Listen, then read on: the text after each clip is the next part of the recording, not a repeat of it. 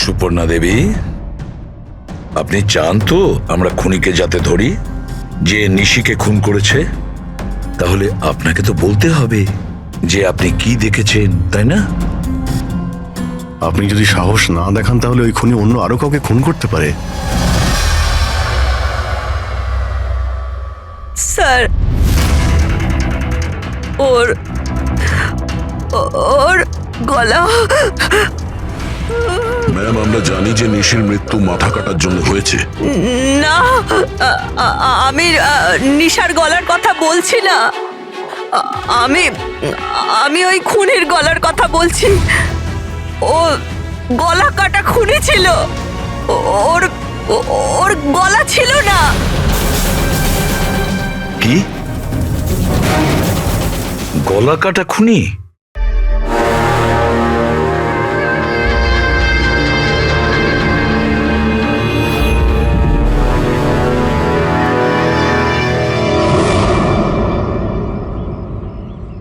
ওই হবে, ওই ফিরে এসেছে। আপনি কার কথা বলছেন সুপর্ণা দেবী? কে ফিরে এসেছে? অজিত।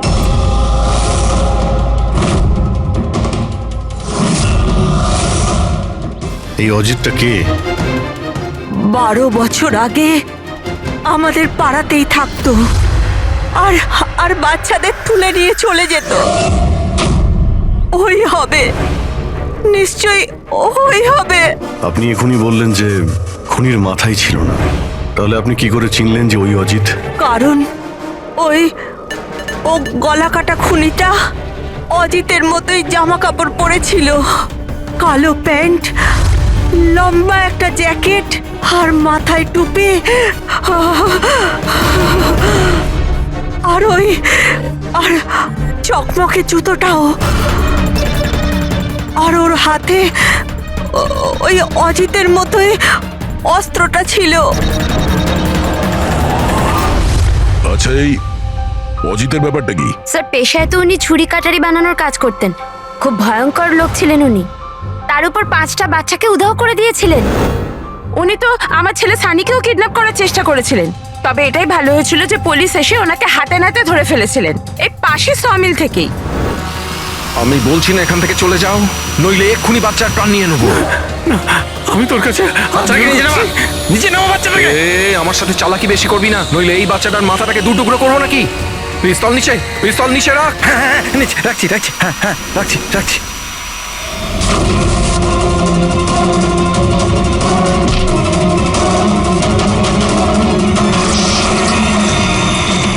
স্যার, আমার তো কিছু মনেও নেই যে ছোটবেলায় আমার সাথে এরকম কিছু হয়েছিল। তো দিদা, তুমি এটা বলছো যে 12 বছর আগে যে লোকটা মরে গিয়েছিল ওই গলা কাটা লোকটা ফিরে এসেছে? যা তা।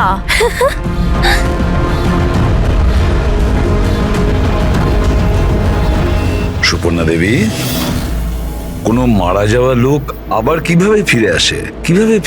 হ্যাঁ, ঈশা বেবিকে কেউ তুলে নিয়ে গেছে।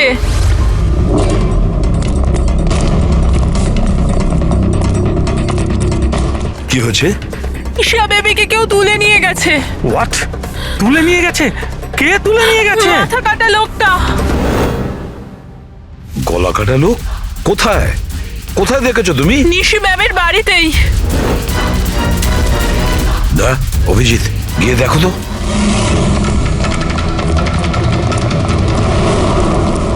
কোন দিকে? আপনারা এখানেই দাঁড়ান।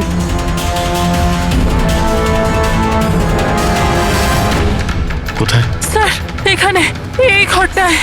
চলুন দেখান।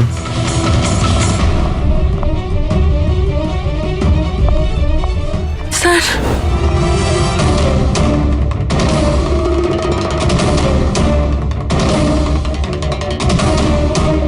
আচ্ছা, আপনি ছাড়া এখানে আর কে ছিল? স্যার, কেউ ছিল না। কেন, এই বাচ্চাটার বাবা নিশার হাজবেন্ড? স্যার তো আমেরিকাতে কাজ করে। আমি ফোনে ওনাকেই ম্যামের খবর দিচ্ছিলাম, তো হঠাৎ করে আমি এই ঘরটা থেকে আওয়াজ পেলাম। আর আমি এখানে এসে দেখলাম যে একটা গলা কাটা লোক নিশা বেবিকে সাথে করে নিয়ে যাচ্ছিল। তুমি ওকে বাধা দেওয়ার চেষ্টা করোনি? স্যার আমি খুব ভয় পেয়েছিলাম। গলা কাটা লোকটাকে দেখে তো আমি আমার জায়গা থেকে নড়তেই পারিনি। আরে আরে মোহিনী, তুমি কোথায় যাচ্ছ? না না, পাড়ার একটা বাচ্চা উধাও হয়ে গেছে, দাঁড়াও একটু।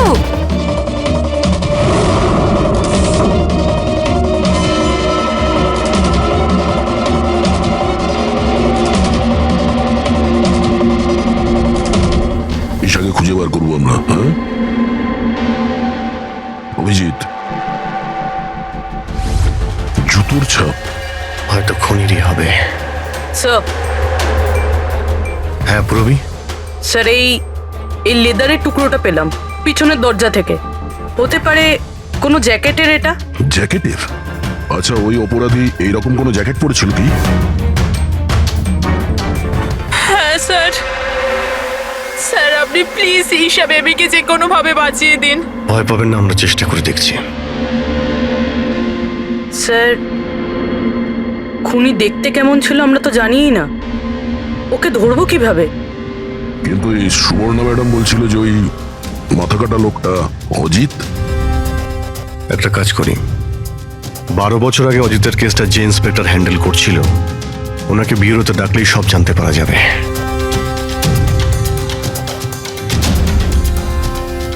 দেখুন, আপনারা সবাই খুব প্রয়োজন না হলে বাড়ি থেকে বেরোবেন না। বাড়ির দরজা জানলা ঠিক করে বন্ধ করবেন। আর হ্যাঁ, বিশেষ করে বাচ্চাদের ওপর নজর রাখবেন, ঠিক আছে? আমাদের একজন অফিসারকেও আমরা এখানে রেখে দিচ্ছি, হ্যাঁ? খেয়াল রাখবেন নিজেদের।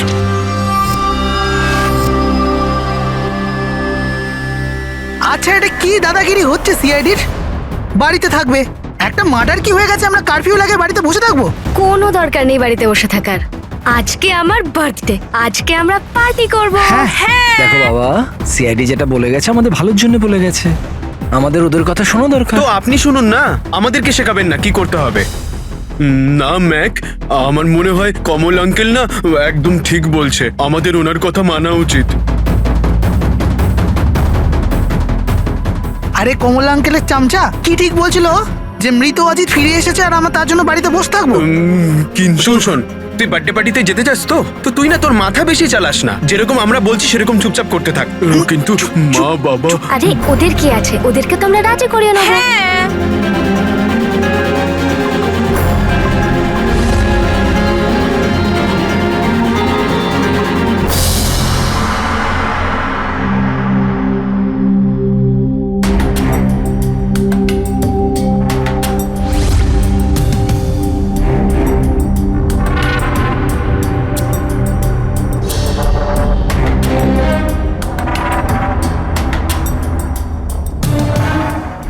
আমি এই কেসটা হ্যান্ডেল করছিলাম, 12 বছর আগে আমি ওকে ধরেছিলাম, কিন্তু আফসোস ওকে জেল অব্দি নিয়ে যেতে পারিনি।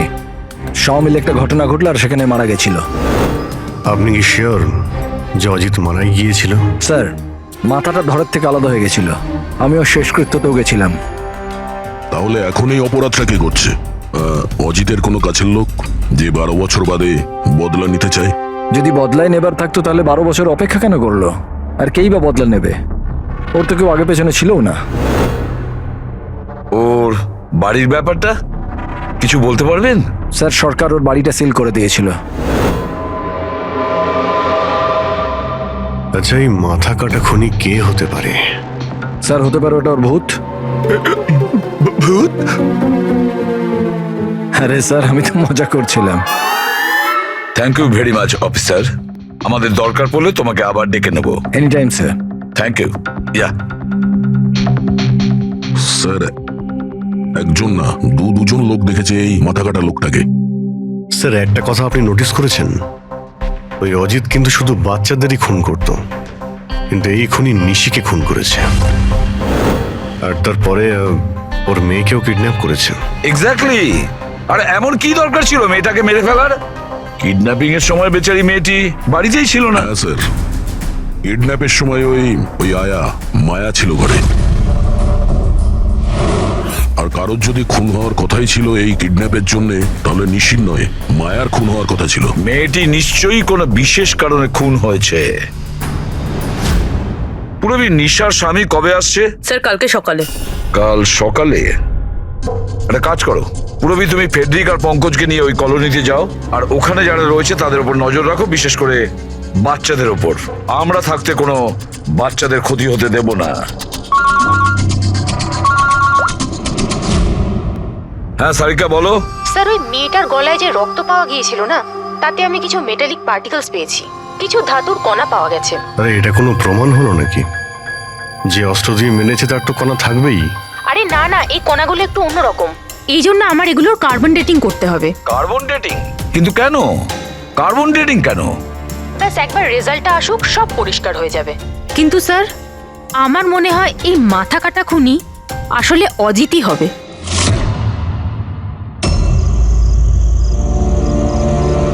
এই টিনা আর সঞ্চিতা কোথায়? হ্যাঁ রে, একদম ভালো লাগছে না। আরে এসে গেছে দেখ। ভাই, টিনা তো বললো আসবে না, ও বললো যে ও ভয় পাচ্ছে। ছাড় ওকে। আরে গাইস, ভয় পাবার কোনো দরকার নেই, ভয় পেও না।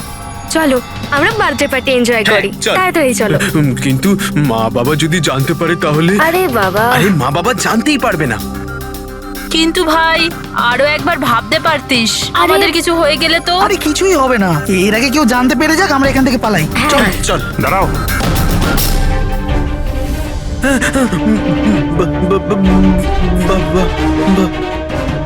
আরে কি হচ্ছে এখানে? কোথায় যাচ্ছ তোমরা? ব্যাগ, গাড়ি, এত রাতে কোথায় যাচ্ছ তোমরা?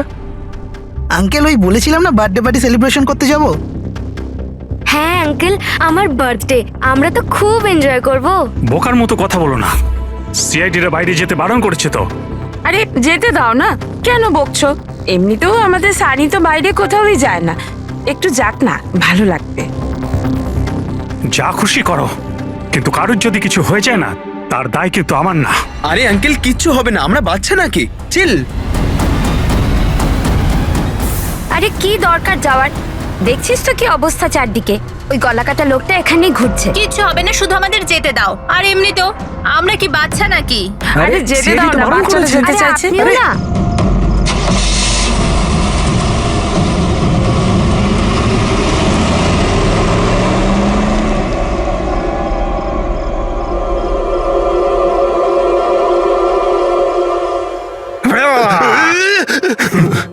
আরে ভাই, আমাকে কেন ভয় দেখাচ্ছিস? হ্যাঁ বলছি শোন, সাবধানে থাকবি।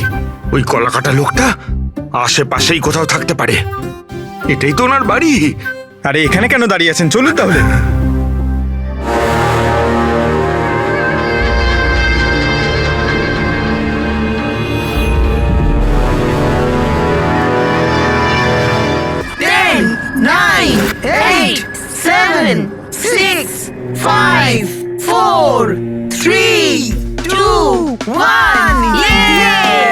Happy birthday to you. Happy birthday dear Rinika. Happy birthday to you. কি হয়েছে? কিছু না। কিচ্ছু হয়নি।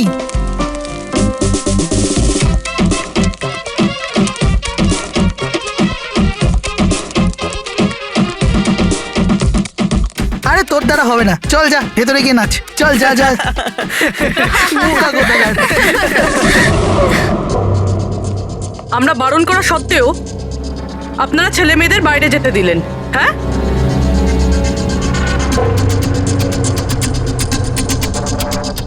স্যার, স্যার এখানে একটা প্রবলেম হয়েছে।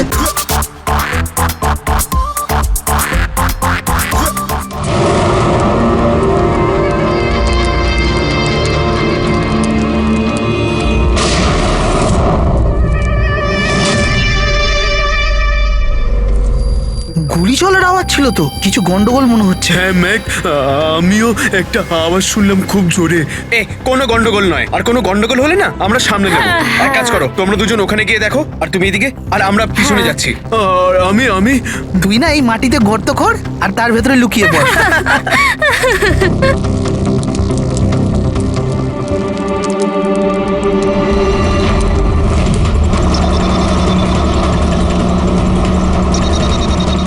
স্যার এদেরকে তো ফোনেই পাচ্ছি না।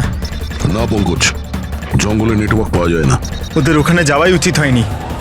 যেই হোক, খুনি ওখানে পৌঁছানোর আগে আমাদের ওখানে পৌঁছতে হবে।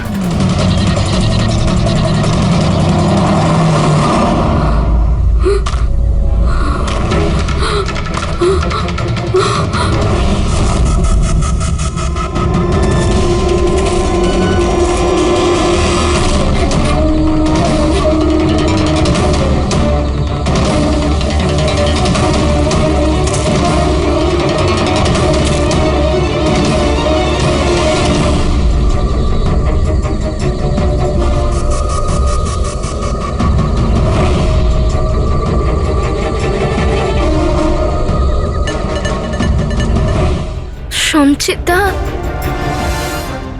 সঞ্চিতা, ম্যাক, তোমরা সবাই কোথায়?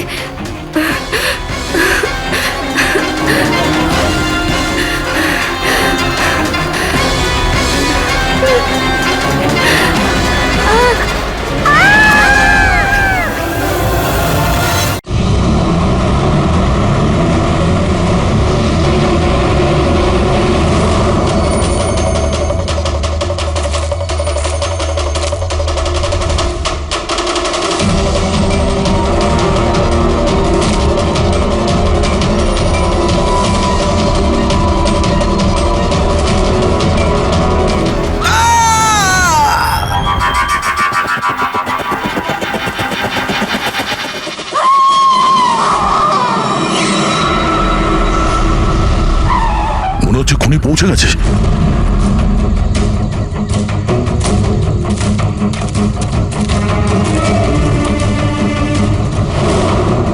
আওয়াজ এখান থেকে এসছে, নিচে গিয়ে দেখি।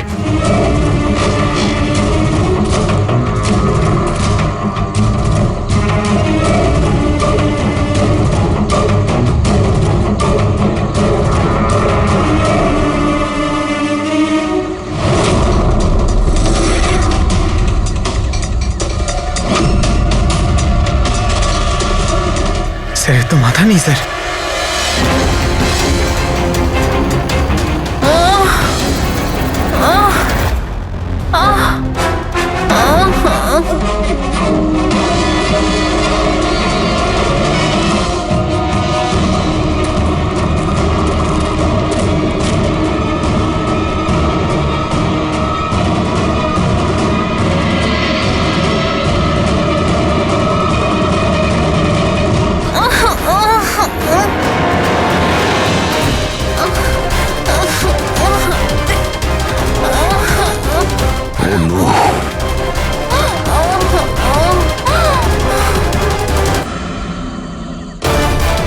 বেঁচে আছে, নিঃশ্বাস চলছে, শ্বাস প্রশ্বাস চলছে।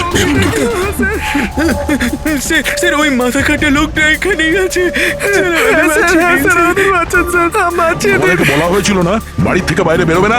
হ্যাঁ, দেখেছো তার ফল। চলো তাড়াতাড়ি, একে হসপিটাল নিয়ে যেতে হবে। দুটো প্রাণ গেছে, দুটো প্রাণ। আর এই কেসে যেন আর কারোর ক্ষতি না হয়, এটা আমাদের দায়িত্ব। সঙ্গীতা, সঙ্গীতা যদি বেঁচেও যায়, জানি না ও কথা বলার পজিশনে আদৌ থাকবে নাকি না।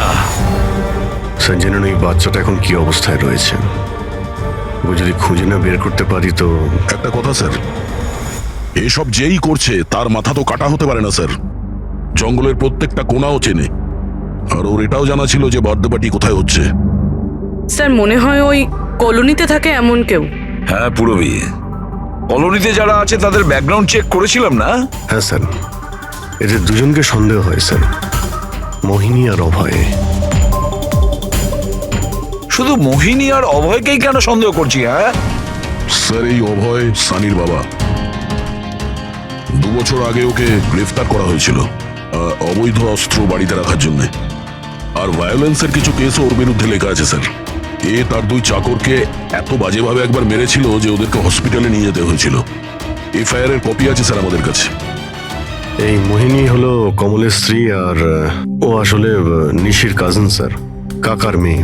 গত বছর নিশির সঙ্গে একটা কোর্ট কেসে একটা বাংলো হেরে গিয়েছিল, আর ওই বাংলোটার দাম ছিল 10 কোটি। তারপর ও নিশিকে প্রাণে মারার হুমকিও দিয়েছিল। প্রতিবেশীদের উপরেও বিরক্ত, কারণ ওরা সবাই কোর্ট কেসে ওর হয়ে সাক্ষী দেয়নি। একটা কাজ করি আমরা, অভয়, মোহিনী, নীরা, কমল সবাইকে ডাকো বিউরোতে, খুব ভালো করে জিজ্ঞাসাবাদ করতে হবে। আর হ্যাঁ, নিশার স্বামী প্রতীক, ওকেও ডেকে নাও। আমার তো বিশ্বাসই হচ্ছে না যে আমার নিশা আমাকে ছেড়ে চলে গেছে। আচ্ছা প্রতীক, নিশাকে কে মারতে পারে? মানে আমি বলতে চাইছি, তুমি কি কাউকে সন্দেহ করো? স্যার, নিশাকে তো অনেকেই অপছন্দ করত, বিশেষ করে কলোনির বাচ্চারা। ঘৃণা করতো? কিন্তু কেন? নিশা একটু রাগী স্বভাবের ছিল, ও সবার ওপরে নিজের অধিকার ফলাতে চাইতো। স্যার, যেমন করে হোক আমার বাচ্চায় ঈশাকে খুঁজে দিন স্যার। আমি আমার ওয়াইফকে হারিয়েছি, ঈশাকে হারাতে চাই না স্যার। আপনার ইশারা ভালোভাবেই বুঝতে পারছি আমি, কিন্তু আমার আগে আপনার মোহিনী আর কমলের উপর সন্দেহ করা উচিত ছিল। আরে মোহিনী কতবার নিশিকে প্রাণে মারার হুমকি দিয়েছে, আর কমল কমল কমল তো এই ধরনের টিভি সিরিয়ালই দেখে, যাতে শুধু খুন খারাপি আর জুলুমের ঘটনা থাকে। হ্যাঁ হ্যাঁ, আমি টিভি সিরিয়াল মানে ক্রাইমের টিভি সিরিয়াল দেখি, কিন্তু এটার মানে এটা তো নয় যে আমি ব্যক্তিগত জীবনেও খুন করতে বেরিয়ে পড়বো। আপনার লাস্ট এপিসোড আমরা দেখেছি, খুব ভালো টিআরপি ছিল ওটা। Thank you thank you. এরকম লোকের একটা কাহিনী যে নাকি বাচ্চাদের কিডন্যাপ করতো। আগে আগে। আচ্ছা, অজিতের সঙ্গে তোমার কোনো বন্ধুত্ব ছিল না? দেখুন, আপনারা এমনি এমনি আমার উপর সন্দেহ করছেন। যে সময় বাচ্চারা জঙ্গলে বার্থডে পার্টি করছিল, আমি তো আমার বাড়িতেই ছিলাম। আচ্ছা মোহিনী দেবী, আপনি তো এটা বলেননি যে নিশি আপনার খুড়তুতো বোন, হ্যাঁ? আর আপনি ওকে কয়েকবার প্রাণে মেরে ফেলার হুমকিও দিয়েছিলেন, কেন? হ্যাঁ হ্যাঁ স্যার, ও আমার বোন ছিল, কিন্তু আপনি আমার মাথা আর শরীর দেখতে পাচ্ছেন তো, খুনির তো মাথাই ছিল না, তো আমি কি করে খুনি হতে পারি?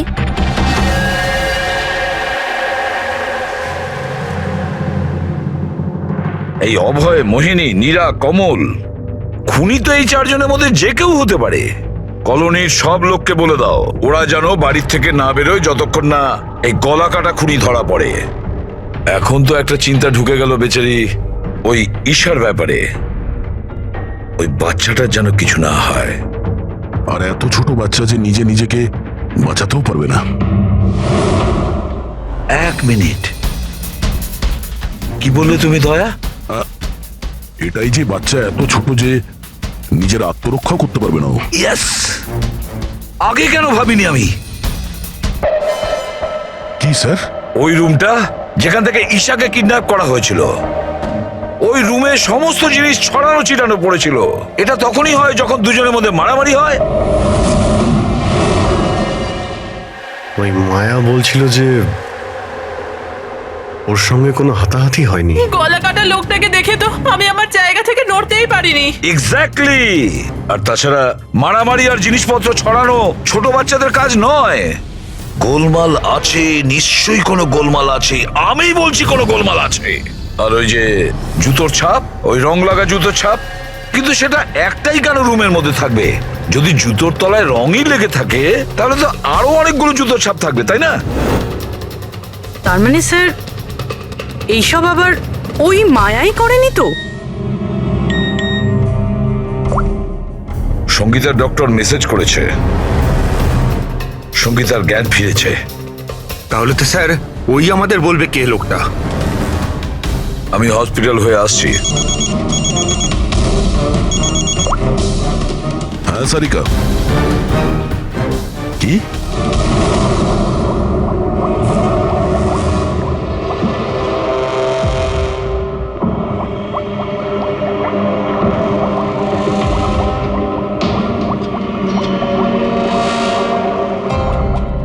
কি ডক্টর সারিকা, আপনিও কি বলছিলেন? এই সব খুন অজিত করছিল? যে যে মারা গেছে সে খুন করবে কি করে? এই কথাগুলো আমি বলছি না, নিশা আর বাদবাকিদের গলায় যে রক্ত পাওয়া গেছে না, সেই রক্তগুলোই এটা বলছে।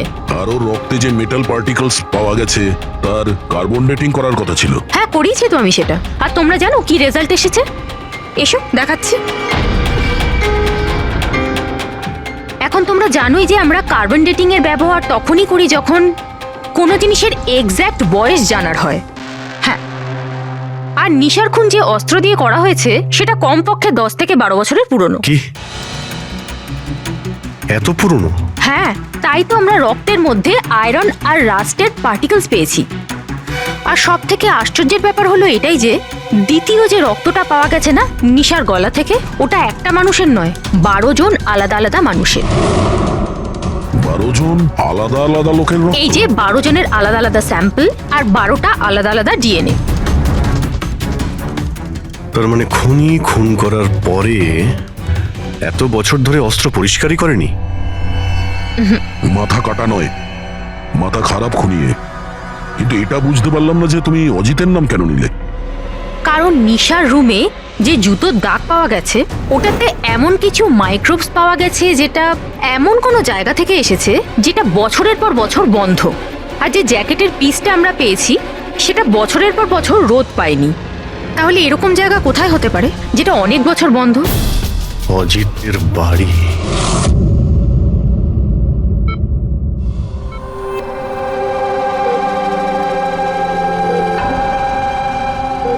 সঙ্গীতা, কেমন আছো মা?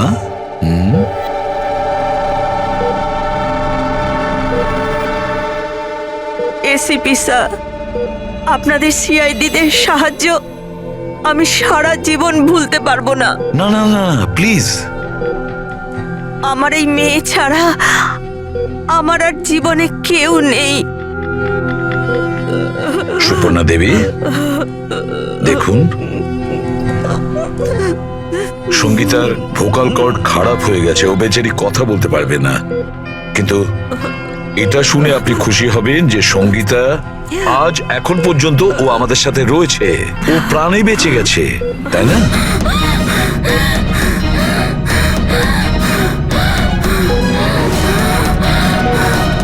সঙ্গীতা, সঙ্গীতা, সঙ্গীতা, তোমার কি দরকার বলো? কি চাই বলো?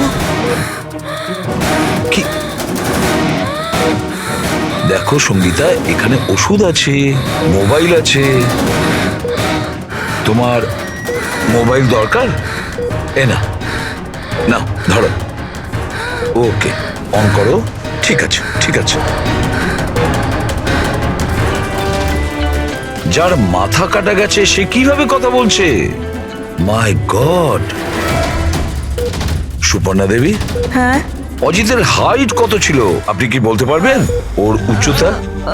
প্রায় 5.5 ফিট। 5.5 ফিট? অজিত 5.5 ফুট, কিন্তু এই যে খুনি দেখছি ও তো 6 ফুট হাইটের মনে হচ্ছে। অজিত 5.5 ফিট আর খুনি 6 ফিট। তাহলে অজিত নাকি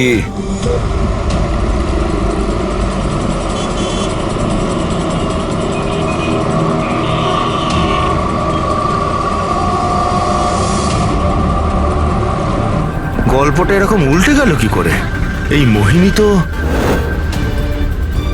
নিশার পেছনে লেগেছিল, তাহলে আজ প্রতীকের সাথে হাত মেলাচ্ছে কেন? এরা দুজন আবার জোট পাকায়নি তো?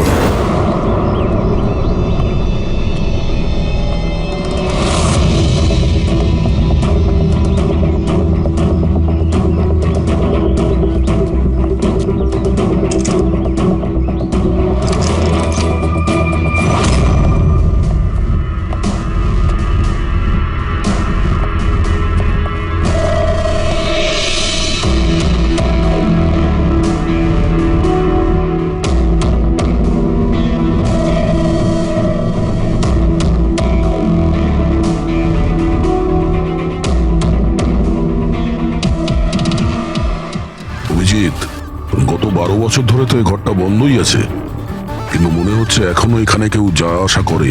এই দেখো, ধুলো পড়ে আছে কিন্তু হাতের ছাপ স্পষ্ট দেখা যাচ্ছে, আর নিচেও পায়ের ছাপ আছে।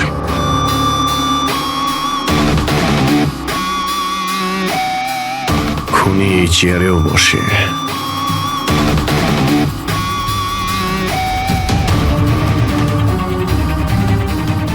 এই জল তো 12 বছরের পুরনো নয়, এই পায়ের চিহ্নগুলো দেখি এটা কত দূর গেছে।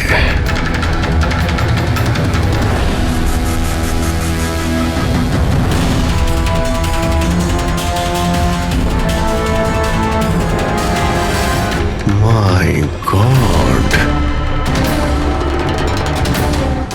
এত অস্ত্র! এখানে লেগে থাকা রক্ত,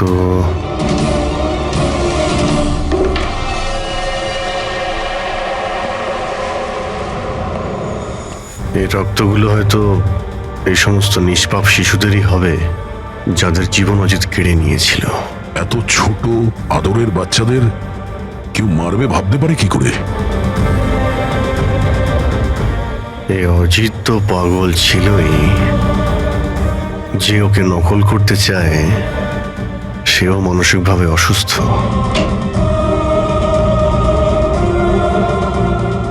অভিজিৎ, এই দেখো, এটা ওই নীল রঙের ছাপের জুতো, আর এই কোট, এই টুকরোটা আমরা ওখানে নিশির রুমে পেয়েছিলাম, ওটা এখানেই আছে।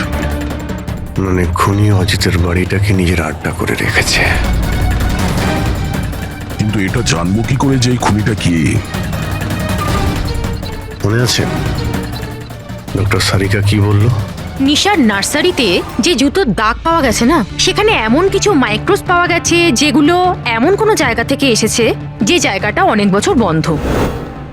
যদি খুনির জুতোতে মাইক্রোওয়েভস থাকে বন্ধ জায়গার, তাহলে ওর শরীরেও থাকবে।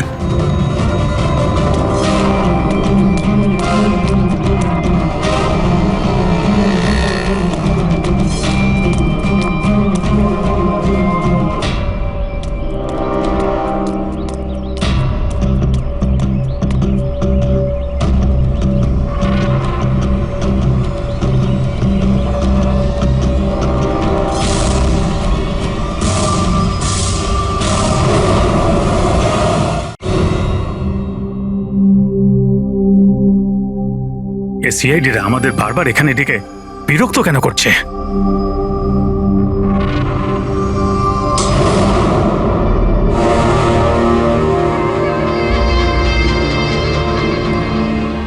আরে অজিত, অজিত এখানে কেন আসছে? কেমন হচ্ছে? আরে কেউ তো আমাদের মেরে দেবে। আরে কেউ বাঁচাও, কেউ আছে নাকি? কেউ বাঁচাও। আরে অজিত এখানে কি করে? আরে আরে ভয় লাগছে তো। অজিত এখানে, আমাদের প্রাণ না।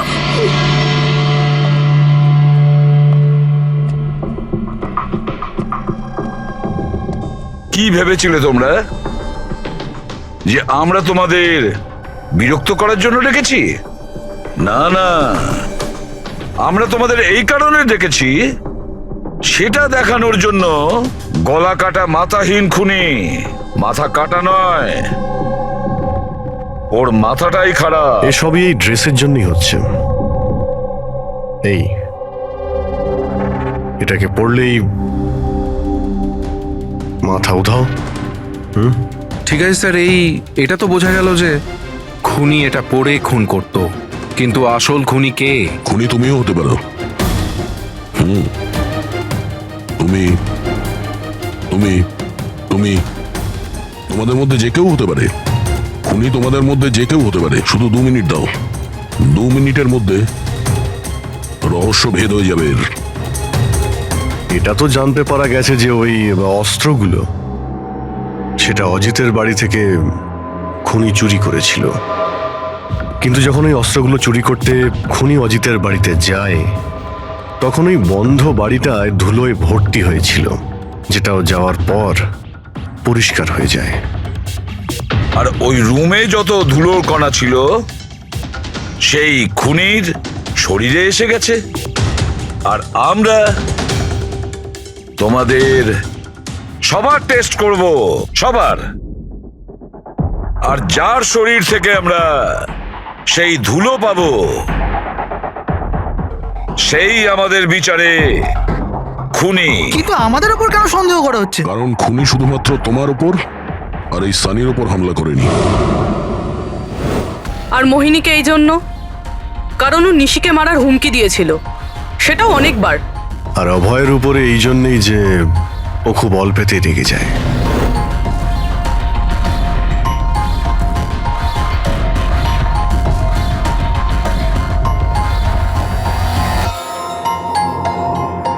স্যার আমাকে কেন সন্দেহ করছেন? সেটা এই কারণে প্রতীক বাবু যে আপনার সাথে আপনার স্ত্রীর শত্রুর হাত মেলাতে আমাদের অফিসার দেখে ফেলেছে।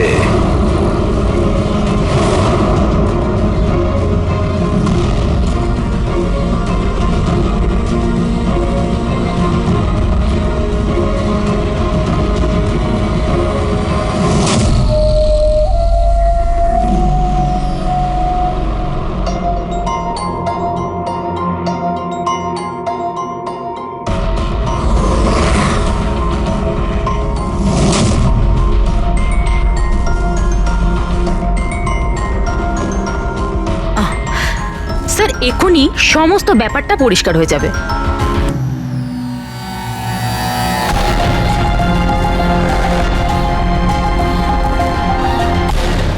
রেজাল্ট কি হলো? জানা গেল খুনিকে? হ্যাঁ, আমরা জানতে পেরেছি খুনিকে। খুনি আপনি আপনি আপনি আপনিও আপনিও আপনাদের মধ্যে কেউ নয়।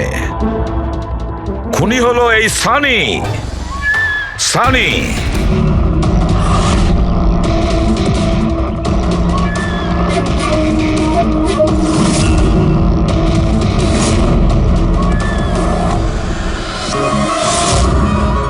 হ্যাঁ, আমি গিয়েছিলাম অজিতের বাড়িতে। সত্যি এটাই। কিউরিসিটি ছিল আমার, ওই কি যেন বলে, ওই প্রশ্ন ছিল আমার জানবার যে ও কি করে ভাবে, কোথায় থাকে, কি করে। তো আপনাদের যদি আমাকে ধরবার হয়তো ধরতে পারেন, ওর বাড়িতে যাবার অপরাধে ধরতে পারেন, কিন্তু খুন করবার অপরাধে তো ধরতে পারবেন না।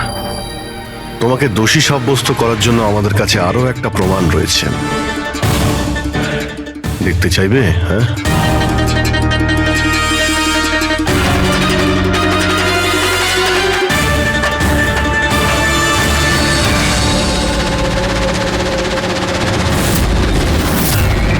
এটা তো ঈশা। সানি, কেন করেছিস তুই এসব? কেউ কেন করে? কিছু তো দরকারই হয়, প্রয়োজনীয়। চুপ! খুন কারোর করার দরকার ছিল না। এইরকম ভাবনা শুধু বিকৃত মস্তিষ্কেই আসে। এসিপি স্যার, আপনি সিআইডির অনেক বড় বাহাদুর অফিসার। দেশের বাচ্চা আপনার বাহাদুরির গল্প শোনে, সবাই চেনে আপনাকে। কিন্তু আমার মতো দুর্বলদের এই সমাজ কিভাবে পায়ের নিচে দলে দেয় সেটা বোঝবার আপনার ক্ষমতা নেই। কেন? কি এমন অন্যায় করেছে সমাজ তোমার সাথে? হ্যাঁ, আমাকে ব্যবহার করেছে। আমাকে এমন ভাবে ব্যবহার করেছে যেন আমি একটা ডাস্টবিন। ওই নিশা আমাকে দিয়ে ওর বাড়ির সব কাজ করায়। আর স্যার, ভুলেও যদি কোনো ভুল হয়ে যায় তাহলে ঝাঁটা দিয়ে মারতো। বাবা, এত সব রাগ তুমি তোমার নিজের মধ্যে পুষে রেখেছিলে, আমাকে কিছু বলনি কেন? আরে তো কি বলতাম, তুমি তো গিলতে আর আমাকে বেল্ট দিয়ে মারতে। এটা তো খুব ভালো হয়েছে যে সিআইডি আমাকে ধরে ফেলেছে, নয়তো পরবর্তী খুন তোমার করতাম।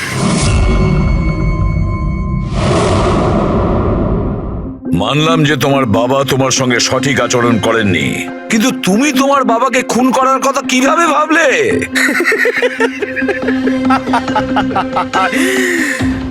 আপনিও তো আপনার ছেলেকে মেরেছিলেন।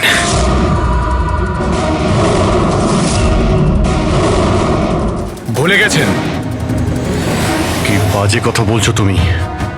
উনি খুন করেননি, দেশের স্বার্থে উনি ডিউটি করেছিলেন। দুটোর মধ্যে পার্থক্য আছে। তো আমি আমার মনের কর্তব্য পালন করছিলাম। ভালোবাসতাম আমি রিনিকাকে, কিন্তু ও কি করলো? সব বন্ধুদের সামনে মজা করলো আমাকে নিয়ে।